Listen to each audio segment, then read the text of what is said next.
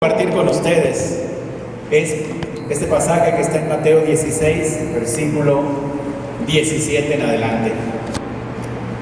Dice así: entonces Jesús le dijo: dichoso tú, Simón, hijo de Jonás, porque esto no lo conociste por medios humanos, sino porque te lo reveló mi Padre que está en el cielo. Y yo te digo que tú eres Pedro, y sobre esta piedra voy a construir mi iglesia. Y ni siquiera el poder de la muerte podrá vencerla. Te daré las llaves del reino de los cielos. Lo que tú ates aquí en la tierra, también quedará atado en el cielo. Y lo que tú desates aquí en la tierra, también quedará desatado en el cielo. ¿Cuál es el contexto de este pasaje? Bueno, antes de ver el contexto, vemos tres frases aquí que Jesús menciona que tienen, como acostumbraba Jesús muchas veces, atrás de sus mensajes había muchos símbolos. Y aquí hay simbolismos por lo menos en tres ocasiones. Sobre esta piedra voy a construir mi iglesia. Cuando dice, y tú eres Pedro, y sobre esta piedra voy a construir mi iglesia. Te daré las llaves. Y la frase de lo que tú ates aquí en la tierra, también quedará atado en el cielo. Bueno, son tres frases que no se pueden traducir de manera literal. Obviamente son simbolismos. Pero, ¿qué significan esas tres frases? ¿Qué querría decirle Jesús a Pedro? Que le daría las llaves. Sería que cuando termine esa reunión, Jesús iba a acercar y le iba a dar unas llavecitas. Ahí están las llaves, Pedro, que te dije que te iba a dar. Sobre esta piedra voy a construir mi iglesia. Sabemos que el nombre que Jesús le dio a Pedro es piedra, ¿verdad? Y aunque hay varios, ¿cómo se llaman? Comentarios, interpretaciones acerca del nombre de Pedro, que si es Petra o si es Petros, y Petro significa piedrita. Bueno, creo yo, en mi parecer, que no es en realidad tan esencial, o que no siento que por ahí va Jesús queriendo significar si a Pedro le decía que era una piedrita y cuando después dice sobre esta piedra usa otra palabra, y en realidad sí la usa, otra palabra que significaba Jesús. Yo creo que el mensaje de Jesús puede ser más sencillo, más simple que ese. Y lo que tú ates aquí en la tierra quedará atado en el cielo. ¿Qué significan esas tres cosas? Vamos a ver su contexto y nos va a ayudar. Primero, Jesús estaba en un ambiente, en una época en que tenía muchos ataques de los judíos, que estaban dudando y confundían a la gente acerca de si Jesús realmente era el Hijo de Dios. Atacaban a Jesús una y otra vez acerca de eso. Cuando cuestionaron a Jesús por qué sus discípulos no seguían las tradiciones de los judíos, cuando le pararon los fariseos y le exigieron, danos una señal para que en verdad creamos que eres el enviado, y Jesús les dice, no se les va a dar otra señal. O cuando Jesús advierte a los discípulos acerca de la enseñanza de los fariseos, porque esa enseñanza de los fariseos estaba llena de dudas, de confusiones, de ataques en contra de la divinidad de Jesús. Ese era el ambiente en el que Jesús le dice esto a Pedro. Veamos justamente el último pasaje, el contexto más cercano a estas palabras de Jesús. Versículo 5, dice, cuando los discípulos pasaron al otro lado del lago, se olvidaron de llevar pan. Entonces Jesús les dijo, miren, cuídense de la levadura de los fariseos y de los saduceos. Los discípulos comentaban unos con otros, no trajimos pan. Jesús se dio cuenta y les dijo, ¿por qué dicen que no tienen pan? Qué poca fe tienen ustedes. En ese ambiente de hostilidad, Jesús un poco antes acababa de realizar un gran milagro, alimentar a 4,000 personas. Y luego pasan más acontecimientos de ataques en contra de Jesús. Jesús Entonces se acerca a sus discípulos y les dice: cuídense de la levadura de los fariseos y de los saduceos. Y entonces los discípulos, cuando les dice eso, Jesús rápido dijeron: no trajimos pan. Así me parece un poquito de repente a cuando platico con mi esposa y le estoy diciendo: mira la luz de la luna, qué bonita está. Y de repente dice: no pagamos la luz. Digo: oye, pero sí, pero mira, ¿a poco no está muy romántica la noche? Tenemos que ir a pagar la luz porque mañana se vence. Toda preocupada, ¿no? Así los discípulos. Y normalmente así somos los discípulos. La Biblia, Jesús, su palabra, quiere llevarnos a otro nivel, tanto emocional como espiritualmente, pero nosotros siempre lo aterrizamos en: ¿y qué voy a hacer? Y el dinero, y aquello, y el otro, y me piden, y que la reunión, y que la comida del domingo pasado, ¿cómo le voy a hacer? Y nos preocupamos, y no tengo para la ofrenda, y luego que la charla pidieron, que cooperación, Dios mío. Así somos, ¿no? Rápidamente nos vamos a preocuparnos para lo material. Ahora, Jesús ni estaba hablando de eso, ¿verdad? Pero cuando le dicen eso, Jesús dice: ¿por qué dicen que no tienen pan? ¿Por qué? ¿Qué poca fe tienen ustedes? Que revela a veces toda nuestra preocupación, nuestra falta de fe, ¿verdad? Que revela nuestra ansiedad, que estamos todos tensos, que nos falta fe, que necesitamos aprender a confiar en Dios. Luego Jesús les dice: ¿todavía no entienden? ¿Ni se acuerdan de los 5 panes que repartí entre 5,000 hombres y cuántas canastas recogieron? ¿Ni se acuerdan tampoco de los 7 panes que repartí entre 4,000 y cuántas canastas recogieron? ¿Cómo no se dan cuenta ustedes de que yo no estaba hablando del pan? Cuídense de la levadura de los fariseos y de los saduceos. Entonces comprendieron que Jesús no les había dicho que se cuidaran de la levadura del pan, sino de la enseñanza de los fariseos y de los saduceos. Tan pronto se les olvidó, les dice Jesús: ¿no se acuerdan que hace poquito le di de comer a 5,000 personas con bien poquita comida y luego a 4,000? Y es como un recordatorio de Jesús a nosotros. Tengo 27 años que me convertí, y para ser honesto, todavía a veces me preocupo: ay, ¿qué va a pasar el día de mañana? ¿Qué sucederá? Y es como si Jesús me estuviera diciendo: David, ¿todavía no entiendes? A ver, David, ¿no te acuerdas de quién te dio trabajo? ¿No te acuerdas de esa ocasión que no tenías? ¿Qué pasó? ¿No te acuerdas de este milagro y de este otro y de aquel? Yo digo: sí, bueno, en realidad, en mis 27 años que tengo como discípulo, nunca me ha faltado nada. Siempre Dios me ha dado todo lo que necesito. ¿Qué es lo que pasa? Que sufrimos de una especie de amnesia espiritual, en la que se nos olvida que hasta ahora estamos aquí gracias a Dios. Él nos ha proveído de todo lo que necesitamos. Cuando nosotros logramos entender y aterrizar nuestro corazón en confiar en Dios, cuando nosotros logramos confiar en Dios, entonces nuestra mente puede aterrizar en cosas espirituales. Podemos entender más los planes de Dios, sus palabras, su voluntad, porque estamos plenamente confiando en Él. Ellos terminaron, entonces comprendieron, ahora sí, se concentraron en el mensaje, que era el problema de la enseñanza de los fariseos y de los saduceos.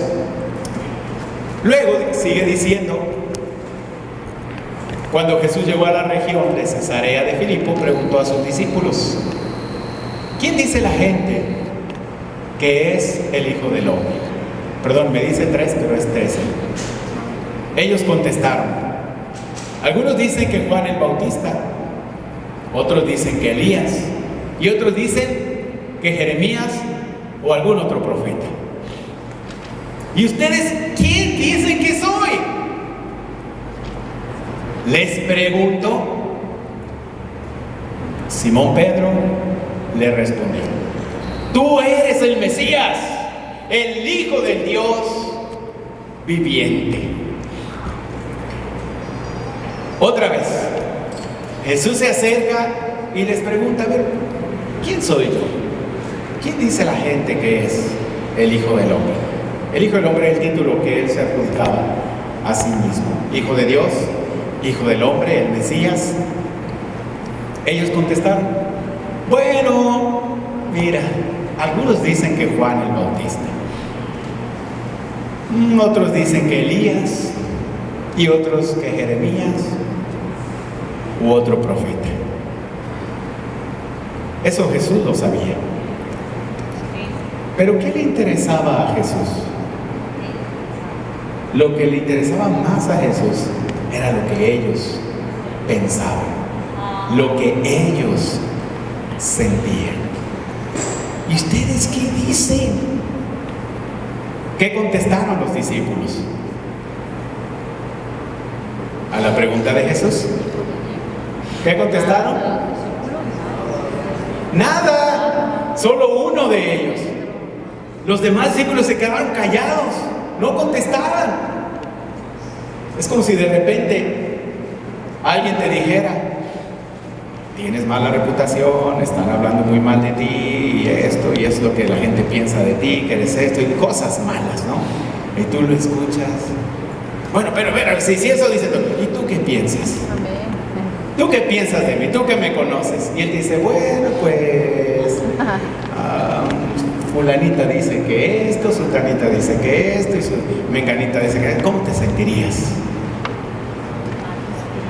Caray. No, bueno, pues qué. Así pasó con Jesús. Pero ustedes, ¿qué dicen? ¿Qué opinan? Y ellos se volteaban, no contestaban, hasta que Pedro levanta su mano y dice, tú eres el Mesías, el Hijo del Dios viviente. Cuando podría haber dudas en los demás discípulos de Cristo, en Pedro no la hubo. Pedro se sintió firme, se sintió convencido de lo que estaba haciendo, a quién estaba siguiendo. Entonces Jesús le dijo esa frase, dichoso tú, porque esto que has dicho te lo ha sido revelado por mi Padre. Y yo te digo que tú eres Pedro, y sobre esta piedra voy a construir mi iglesia, y etcétera, etcétera. Te daré las llaves del reino de los cielos. Lo que tú ates aquí en la tierra quedará atado en el cielo, etcétera. Ahí encajó la frase de Jesús. Entonces, ¿qué es lo que vemos aquí? En medio de todo ese ambiente de duda y de confusión a Jesús, Pedro levanta la mano y con firmeza reconoce a Cristo como el Mesías de Dios. Es el primero que le dice a Jesús, yo estoy seguro de quién eres, Jesús. Tú eres increíble. Tú mereces que yo te siga. Yo no tengo dudas, Jesús, yo voy contigo. Y recuerden ustedes que se lo dijo hasta la muerte, ¿verdad? Y después le falló, aunque luego se arrepintió. Fue el primero en reconocer a Cristo como el Mesías en medio de toda esa confusión. Por lo tanto, esas tres frases tienen que ver casi con lo mismo. La mayoría de los comentaristas relacionan estas frases. La primera, te daré las llaves, con que Pedro fue el primero en predicar después de la resurrección de Cristo. Fue el primero en levantarse y predicar a los judíos, y lanza ahí ese mensaje que nosotros compartimos cuando estudiamos la Biblia con nuestros amigos, acerca de vuelva hacia Dios y bautícese cada uno en el nombre de Jesucristo para que Dios perdone sus pecados. Ese primer mensaje es como la llave de entrada. No se trata de, a ver, levanten la mano, ¿quiénes aprueban si él va a ser o no un miembro? ¿Quién va a entrar o no al reino? No, aquella persona que hizo caso al mensaje de Pedro, porque él tiene las llaves, entraría. Sobre esta piedra voy a construir mi iglesia.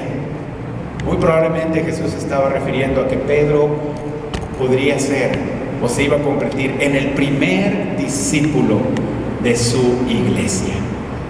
El primero en aceptar, en revelar la verdadera identidad de Jesús, en confirmar quién era Jesús, iba a constituir como la primera piedra en su reino. Lo que tú ates aquí en la tierra quedará atado en el cielo. Es también una forma de enseñarle que a través de su vida, de su mensaje, él iba a evangelizar a la gente, iba a ser el primero en empezar esta etapa de convertir a las personas a Cristo. Ahora, en el capítulo 18, Jesús vuelve a repetir esa misma frase, pero ya no solo a los discípulos, ya no solo a Pedro. Acuérdense que el anterior, entendamos muy bien que se estaba dirigiendo a Pedro. 18:8 dice: les aseguro que lo que ustedes aten aquí en la tierra también quedará atado en el cielo, y lo que ustedes desaten aquí en la tierra también quedará desatado en el cielo. Esto lo dijo a los discípulos. ¿En qué ambiente? Un ambiente un poco diferente. Jesús estaba realmente enseñando a los discípulos acerca de actitudes bondadosas, actitudes de querer ayudar a las personas. Habla acerca de que la humildad es lo más importante cuando les dice: quien no se hace como un niño no puede entrar en el reino de los cielos, aludiendo a la inocencia de un niño, a la facilidad de perdonar, a la facilidad de aceptar amigos, a la facilidad de olvidar rencores, a la facilidad de dejarse también enseñar, a intentar de nuevo, porque un niño tiene fe, un niño quiere continuar. Habla también del peligro de pecar, cuando dice: habrá muchos tropiezos, pero cuidado con aquel que haga tropezar a otros. Un gran peligro. Y también les advierte acerca de que debemos ser radicales en contra del pecado. Habla de la importancia de salvar al perdido también, cuando menciona esta parábola de la oveja perdida. Querer ayudar, aunque sea una que se pierde, hay que salvarla. Por una hace lo que sea, por traerla de nuevo al redil. Y también habla de cómo perdonar al hermano. Es ese contexto en el que Jesús menciona esta frase a todos los discípulos, diciéndoles: lo que tú ates aquí en la tierra también quedará atado en el cielo. Exactamente, versículo 15 dice: si tu hermano te hace algo malo, habla con él a solas y hazle reconocer su falta. Si te hace caso, ya has ganado a tu hermano. Si no te hace caso, llama a 1 o 2 personas más, para que toda acusación se base en el testimonio de 2 o 3 testigos. Si tampoco les hace caso a ellos, díselo a la comunidad. Y si tampoco hace caso a la comunidad, entonces habrás de considerarlo como un pagano o como uno de esos que cobran impuestos para Roma.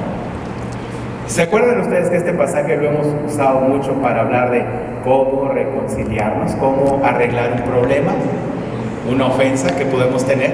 Y es como el paso 1, 2 y 3, ¿verdad? Para la reconciliación. Pero cuando leemos este pasaje,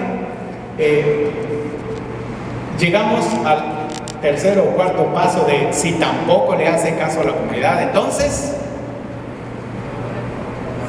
casi así como es un caso perdido. Ya, olvídate de ella, ni luches, ya déjala, se acabó. Córrelo incluso de la iglesia. Eso pensamos, ¿no? En realidad eso querría estar diciendo Jesús aquí.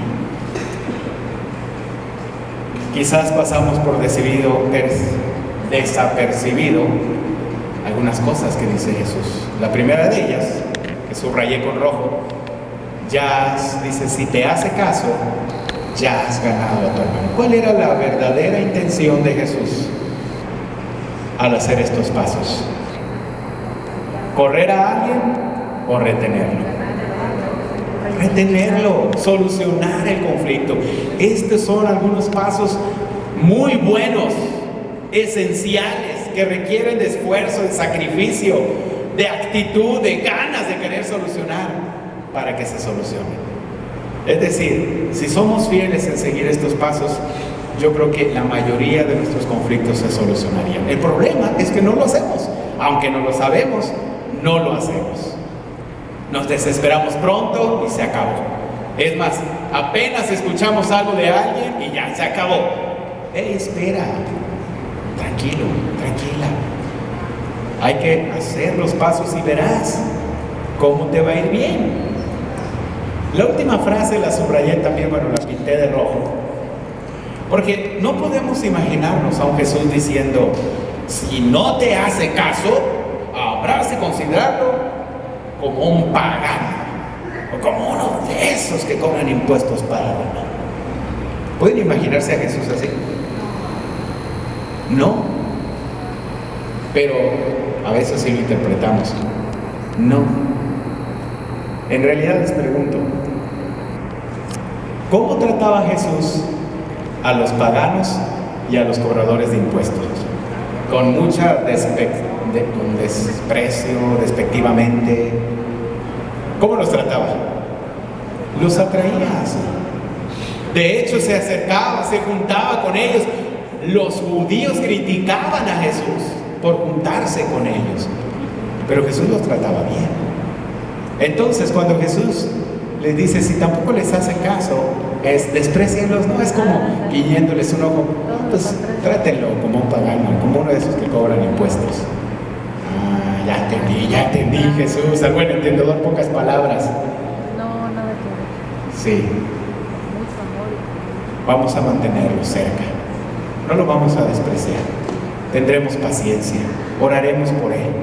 Tal vez su corazón se reblandezca y después regrese. Nunca tratarlos mal, nunca separarlos totalmente, pero tener esperanza de ellos, porque así les hablaba Jesús. Ese es Jesús, alguien que ama a las personas. Y después de esta frase dice: esto les digo, si dos de ustedes se ponen de acuerdo aquí en la tierra para pedir algo en oración, mi Padre que está en el cielo se lo dará. Porque donde dos o tres se reúnen en mi nombre, allí estoy yo en medio de ellos. Entonces Pedro fue y preguntó a Jesús: Señor, ¿cuántas veces deberé perdonar a mi hermano si me hace algo malo? ¿A poco? Bueno, no dijo a poco. ¿Hasta 7? Jesús le contestó: no te digo hasta 7 veces, Pedrito, sino hasta 70 veces 7. Todo esto es el contexto de ese pasaje. ¿Cómo perdonar? Y luego, después de perdonar, oren por él, pónganse de acuerdo, 2, 3 hermanos, váyanse. El sábado nos fuimos unos hermanos, una pareja de discípulos de universitarios, mi esposa y yo, a una montaña, bueno, a una loma, era nuestro Sinaí, y nos fuimos a orar ahí por nuestros hermanos de la iglesia, y sentíamos muy bien. ¿Saben por qué nos sentíamos muy bien? Porque agarramos una libreta y nos pusimos de acuerdo: tú vas a orar por esto, tú vas a orar por este, tú vas a orar por este, y nosotros vamos a orar por estos. Así tal y como dice ahí, nos pusimos de acuerdo aquí en la lomita para pedir algo en oración. ¿Cómo creen que nos fue? Muy bien, muy bien, porque sabíamos que Jesús había dicho: lo que tú ates aquí en la tierra quedará también, lo que ustedes aten aquí quedará atado también en el cielo. Por eso oramos. Y luego dice: donde 2 o 3 se reúnen en mi nombre, yo estoy en medio de ellos. No éramos 2, ni éramos 3, éramos 4. Pues claro que ahí estaba con nosotros Dios. Y termina esta enseñanza donde Pedro le dice: entonces, a ver, ok, Jesús, entonces ¿debo de perdonar 7 veces a mi hermano si me hace algo malo? Pedro: no, es mucho más, muchas veces, todas las que sean necesarias. Perdona, siempre perdona. Entonces, todo el contexto de este pasaje tiene que ver con cosas, acciones, actitudes que nos llevan a la eternidad, que nos salvan. Cada vez que tú perdonas a un hermano tuyo, le das la oportunidad de salvarse. Cada vez que tú perdonas, ayudas, salvas, quieres ayudar a salvar a una persona del mundo, tú le estás atando al cielo, le estás dando una oportunidad también de que viva una vida eterna. Estas son las actitudes que salvan. ¿Por qué? ¿Por qué tenemos que tener actitudes que salvan? Porque todo lo que ustedes aten aquí en la tierra también quedará atado en el cielo. Amén. Leí esto esta semana que me llamó mucho la atención. Estos tres personajes, un poco difíciles sus nombres, en realidad hay pocas fotografías de ellos y sus nombres son bien difíciles de pronunciar. Alexei Ananenko, Valery Vaspalov y Boris Avespalov y Boris Baranov. ¿Quiénes son estos tres personajes? Estos tres personajes están relacionados con una planta nuclear de Chernobyl que hace algunos años, creo que por ahí de 1986, si no me equivoco, sufrió algunas explosiones y una planta nuclear sufrió y no la han cerrado todavía totalmente porque corre mucho peligro esa planta por las radiaciones nucleares que hace. La planta explotó dos de sus reactores principales y estaba en un gran peligro de que si esa planta lograra explotar totalmente y ascender toda la radiación, podría afectar toda Europa. Estamos hablando de millones de personas que podrían haber sido muertos en esa explosión. Entonces identificaron que uno de los reactores, como no soy ingeniero y no tengo mucho conocimiento de esto, les voy a explicar a grosso modo lo que entendí que sucedió. Uno de los reactores parece que iba en una especie de temperatura de 2000 grados centígrados, un calor tremendo, estaba derritiéndose y material radioactivo estaba ya había infectado algunos reservorios de agua que tenían como seguridad para ese reactor. Si vertía una gran cantidad de ese material radioactivo en una piscina de agua, lo que iba a hacer al caer eso a una temperatura de 2000 grados, imagínense, en agua, iba a evaporar de tal forma cientos de miles de litros de esa piscina que iban a volar por los aires y le iba a dispersar por todo el continente europeo y asiático. Esto produciría la muerte de miles de personas. Ante una situación tan grave como esta, dijeron, tenemos que hacer algo. Entonces los ingenieros principales dedujeron que si sacaban todo el agua de esas piscinas y ese material caía en seco, disminuirían los efectos. Entonces habría que sacar el agua de la piscina. Muy simple, se le aprieta un botón, el botón abre una alcantarilla que hay abajo de la piscina y se sale. Pero como había habido un incendio, todo estaba destruido y no había forma de abrirlo. La única forma de hacerlo era manualmente, que alguien vaya, se sumerja a las piscinas, abra esas pequeñas compuertas y vacíe todo el agua. Esa era la situación. Y ahí estaban todos los ingenieros rusos en ese entonces, Ucrania es el país ahora, viendo qué vamos a hacer. Necesitamos voluntarios. ¡Wow! 2 voluntarios que puedan abrir las 2 compuertas manualmente, sumergirse para que salga todo el agua. Pero